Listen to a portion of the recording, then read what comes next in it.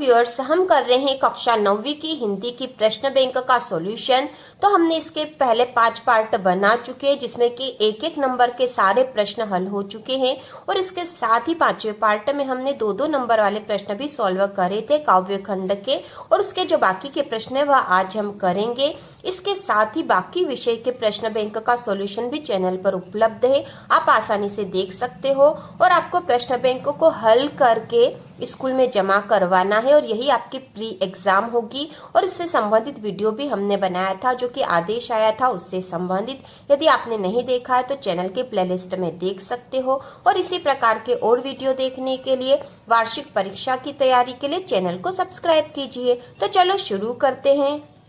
प्रश्न नंबर 22 से इसके पहले के प्रश्न जो 21 प्रश्न हम कर चुके हैं, और ये काव्य खंड के प्रश्न है। प्रश्न बैंक में से ही ये सारे इंपॉर्टेंट क्वेश्चन है, आपको याद करना चाहिए वार्षिक परीक्षा के लिए भी। तो प्रश्न नंबर 22 से, सखी ने गोपी से श्री कृष्ण का कैसा रूप धारण करने का आग्रह किया है। और यह जो प्रश्न है ये सवैये पाठ, जो कि रसखान कवि है इसके, उससे लिया गया है। तो इसका उत्तर है, सखी ने गोपी से श्री कृष्ण के उस रूप को धारण करने का आग्रह किया है जिसमें श्री कृष्ण सिर पर मोर मुकुट, गले में कुंजों की माला, तन पर पीले वस्त्र धारण करते हैं। तो सखी श्री कृष्ण के उस रूप को धारण करने का आग्रह कर रही है जिसमें श्री कृष्ण सिर पर मोर मुकुट, गले में कुंजों की माला, तन पर पीले वस्त्र धारण करते हैं। इसके बाद प्रश्न नंबर 23 है, कालिंदी कुल कदम्ब की डारने में कौन सा अलंकार है। तो इसका उत्तर है अनुप्रास अलंकार है। तो यहाँ पर जो है क वर्ण की आवृत्ति हो रही, क और क, यहाँ क वर्ण की आवृत्ति हो रही, इसलिए यहाँ अनुप्रास अलंकार है। अनुप्रास अलंकार की परिभाषा है कि काव्य में जब किसी एक वर्ण की आवृत्ति 2 या 2 से अधिक बार होती है, वहां पर अनुप्रास अलंकार होता है। तो यहाँ पर क वर्ण की आवृत्ति बार बार हो रही, इसलिए यहाँ पर अनुप्रास अलंकार है। इसके बाद प्रश्न नंबर 24 है, कोयल की कूक सुनकर कवि की क्या प्रतिक्रिया थी। कोयल की कूक सुनकर कवि की क्या प्रतिक्रिया थी। तो ये 2-2 नंबर के प्रश्न है, इसलिए हमें इनका बहुत बड़ा उत्तर नहीं लिखना है। तो इसका उत्तर होगा, कोयल अर्धरात्रि में कूक रही थी जिससे कवि असहज हो गए। वे सोचने लगे कि कोयल क्या संदेश देना चाहती है। तो यह जो प्रश्न है कैदी और कोकिला पाठ से लिया गया, और इसके कवि है माखनलाल चतुर्वेदी। तो कोयल की कूक सुनकर कवि की क्या प्रतिक्रिया थी। इसका उत्तर है, कोयल अर्धरात्रि में कूक रही थी जिससे कवि असहज हो गए, क्योंकि कोयल अर्धरात्रि में क्यों कूक रही है, और वे सोचने लगे कि कोयल क्या संदेश देना चाहती है। प्रश्न नंबर 25 है, किस शासन की तुलना तम के प्रभाव से की गई है। तो यह प्रश्न भी कैदी और कोकिला पाठ से ही है, और इसके कवि है माखनलाल चतुर्वेदी। क्योंकि हमें पाठ का नाम और कवि या लेखक का नाम याद होना चाहिए, क्योंकि ये ऑब्जेक्टिव क्वेश्चन में आते हैं अधिकतर। तो किस शासन की तुलना तम के प्रभाव से की गई है। तम मतलब होता अंधेरा, तम मतलब होता अंधकार या अंधेरा। तो अंधेरे वाले शासन की तुलना किससे की गई है। तो इसका उत्तर होगा, अंग्रेजी शासन की तुलना तम के प्रभाव से की गई है।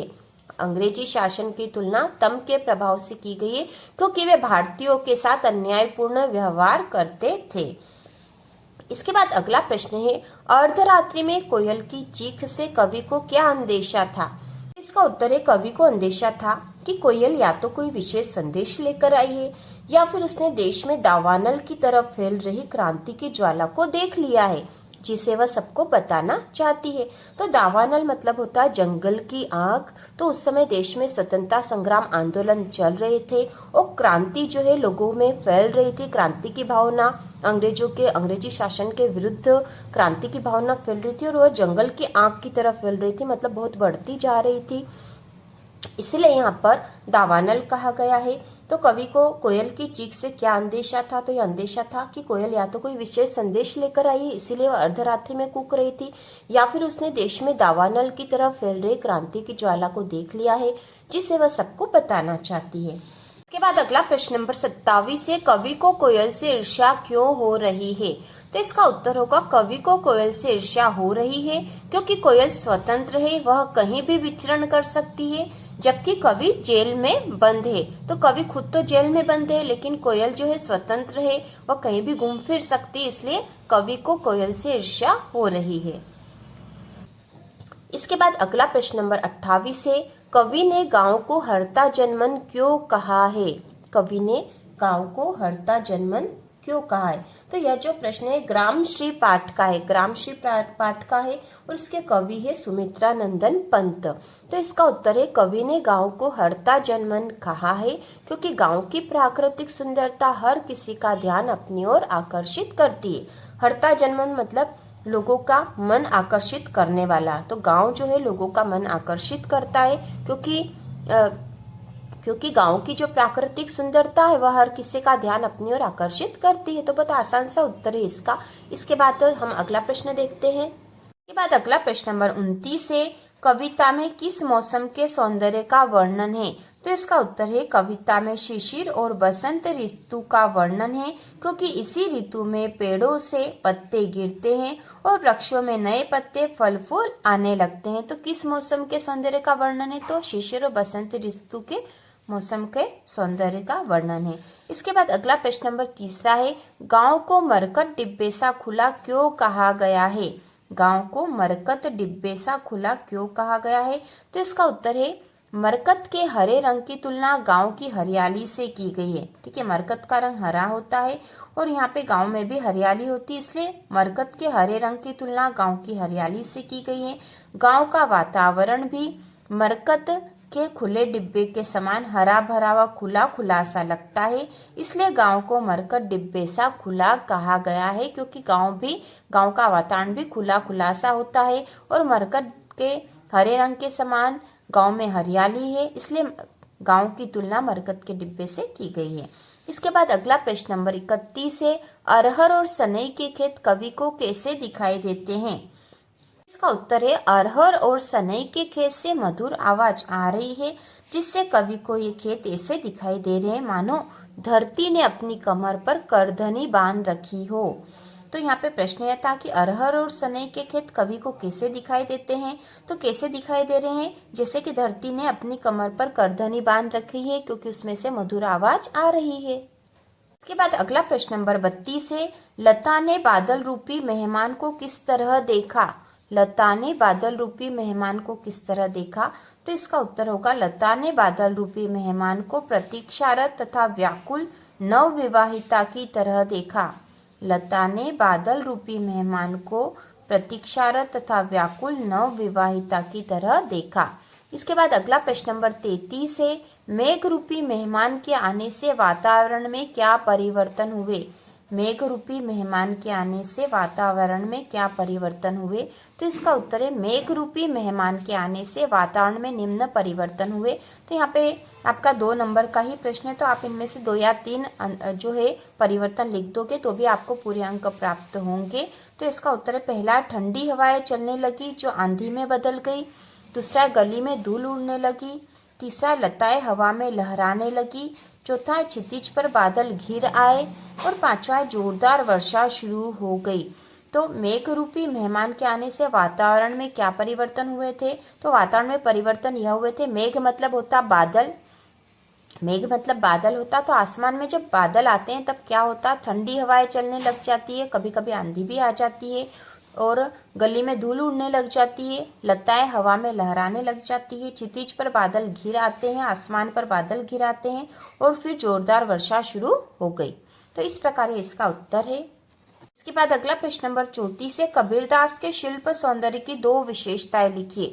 तो यहाँ पे हमें उनके शिल्प सौंदर्य की मतलब कला पक्ष की विशेषताएं बतानी। तो उत्तर होगा इसका, कबीरदास की भाषा सदुखड़ी भाषा है और दूसरा, उनके काव्य में शांत रस व माधुर्य गुण है। तो कबीरदास के शिल्प सौंदर्य की 2 ही विशेषताएं हमसे पूछी थी, तो हम कोई सी भी 2 विशेषता लिख सकते हैं। तो हमने यहाँ लिखी, कबीरदास जी की भाषा सदुखड़ी भाषा है और दूसरा, उनके काव्य में शांत रस और माधुर्य गुण है।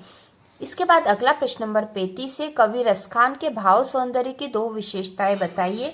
तो इसका उत्तर होगा, रसखान कृष्ण के अनन्य भक्त है, वे हर रूप में अपने आराध्य श्री कृष्ण के पास रहना चाहते हैं। और दूसरी, रसखान की रचनाओं में श्री कृष्ण की लीलाओं का वर्णन है। तो यहाँ पे रसखान का भाव सौंदर्य बताना था, तो हमें पता है कि रसखान जो है कृष्ण भक्त कवि थे और वे हर रूप में श्री कृष्ण के पास या उनकी वस्तुओं के पास ही रहना चाहते हैं। और दूसरा, रसखान की रचनाओं में श्री कृष्ण की लीलाओं का वर्णन है। इसके बाद अगला प्रश्न नंबर 36 है, माखनलाल चतुर्वेदी के कला पक्ष की 2 विशेषताएं लिखिए। तो यहाँ पर माखनलाल चतुर्वेदी के कला पक्ष की विशेषताएं बतानी है, तो इसका उत्तर होगा उनकी भाषा शुद्ध साहित्यिक हिंदी खड़ी बोली है, पहली विशेषता हो गई। उनकी भाषा शुद्ध साहित्यिक हिंदी खड़ी बोली है। और दूसरी, उनकी रचनाओं में वीर व श्रृंगार रस की प्रधानता है। इसके बाद अगला प्रश्न नंबर 37 है, सर्वेश्वर दयाल सक्सेना के शिल्प सौंदर्य की 2 विशेषताएं लिखिए। तो हम यहाँ पर कोई सी भी 2 विशेषताएं लिख सकते हैं। तो हमने यहाँ लिखी है, पहली, सर्वेश्वर दयाल सक्सेना जी कोमल भाव, श्रृंगार, प्राकृतिक सौंदर्य तथा प्रकृति प्रेम के कवि थे।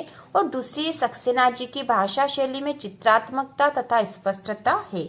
अगला प्रश्न नंबर 38 है, सुमित्रानंदन पंत के भाव सौंदर्य की 2 विशेषताएं लिखिए। तो इसका उत्तर होगा, पंत जी ने प्रकृति का सुंदर वर्णन अपनी रचनाओं में किया है। और दूसरा, उनकी रचनाओं में कल्पना की प्रधानता है। इसके बाद अगला प्रश्न नंबर 39 है, कबीरदास के भाव सौंदर्य की 2 विशेषताएं लिखिए। तो इसका उत्तर है, पहली विशेषता, कबीर निर्गुण निराकार परमात्मा के उपासक है। और दूसरी, कबीर समाज सुधारक कवि थे। उनकी रचनाओं में अंधविश्वासों, कुरीतियों का विरोध किया गया है। इसके बाद प्रश्न नंबर 40 है, कवि रसखान के शिल्प सौंदर्य की 2 विशेषताएं लिखिए। तो इसका उत्तर होगा, रसखान की रचनाओं में शुद्ध ब्रजभाषा का प्रयोग हुआ है। और दूसरी, रसखान का प्रिय छंद सवैया है। तो इस प्रकार उनके शिल्प सौंदर्य की 2 विशेषताएं हो गई। और इस प्रकार हमारे काव्य खंड के सारे प्रश्न 2-2 नंबर के सारे प्रश्न हो चुके हैं। इसके बाद गद्य खंड और व्याकरण के भी सभी प्रश्न किए जाएंगे। तो इसी प्रकार के और वीडियो देखने के लिए, कक्षा 9वीं की प्रश्न बैंक के हल देखने के लिए और वार्षिक परीक्षा की तैयारी के लिए चैनल को सब्सक्राइब कीजिए।